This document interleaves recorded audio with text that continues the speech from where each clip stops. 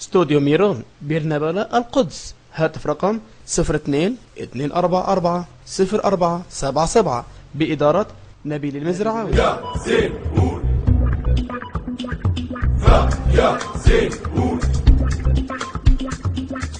يا زين قول يا عالميلك يا البيزون. ويلي من البنات اليوم كل ساعة بتجينا بلون، خرب العقل الشباب لما لبس البيزون. والبنت بتلبس حجاب وموضتها عجب عجاب، من فوق عامر خالد ومن تحت عامر دياب. يا عالم شو اللي بيصير، في زون وجنس وقصير، بدي غني واحكي كثير مش متحمل يا بيه.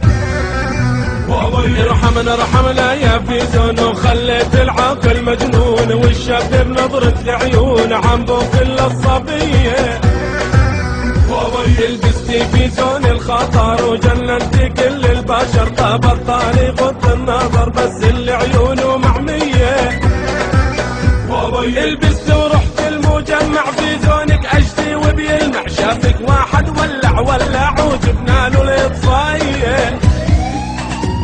حجابك صاير بالمرة والمصيبة طلعت الغرة، ولما شعرك نصه برا لو ما لبستي هي صغرتي من حجم الكرزي حتى يحكوا عنك موزي، وانعكسناكي بتفزي وبتصيبك هزي ارضيه. لبس الضيق مع الحجاب غير المصايب ما جاب، طير لعقول الشباب وخرب للختياريه. نزلتي ولبست محزق عالشارع والباد ملزق، جننت الدنيا بجلدك وعذبت العزابيه. ميل وامشي بشارع رجا بعيونك بتشوف العجب، بصم على بنت العرب نفكرها باريسية. شو بدنا في باريس وبرلين، احنا عرب ومسلمين، خلي لبسك ضمن الدين والعادات العربية. يا صبايا حيرتونا من عاجزكم بتلومونا، ما انتو يلي بتفلتونا موضات استفزازية. من شان الله يا بنات بخصوصي بالجامعات، لا تلبسني البيزونات تفتن علينا شوية.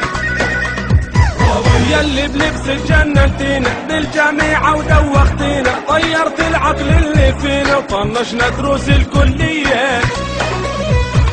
مين القوى عين الازعر صار بزعر انتو يفخر، لو لبس الصبايا مسطر بيضل الزعرنجية. فتنا من الجامعات ما نحمل مساقات، يمنعوا للبيزونات عالبنت الجامعية. يلي بتحكي عقلك واحد، لا هالموضة ما في داعي، هلا واعي مش واعي الله يعين العزابية. لبست البيزون الاحمر بني اسود اخضر اصفر، لكن له عقلك والجوهر فارق 100%. مكياجتي في ألف لون، فكرك تعجب العيون، وطلعتي مثل الرمزون والإشارة الضوئية. حطيت الكحلي والحمرة مسكارة لميع وبودرة، حتى بطلنا للسمرة نميزها من الشكراوية. هذا اسمه مو تطور، هذا انحلال وتهور، الشعب عنده تدمر من الموضات الحالية. سألناك لا نرتاح مالو لبسك نص راح، قلتي هذا الفتاح وانتو بزمن الرجعية. يوم يعلي ربوكي على امك وابوكي، ارخوا الحبل وسابوكي تتصرف بحرية. قبل البنت وقبل الشاب كل العتب على الاب، اللي بيقبل بنته تحبه وابنه يصاحب صبيه. والعتب قبل البنات نحطه على الامهات، وين الخلق والعادات والرقابة الاسرية. طب الجراعات اما والبنت بتطلع لائمة، وبتلبس شو بهمها ما دام الحبل مرخي.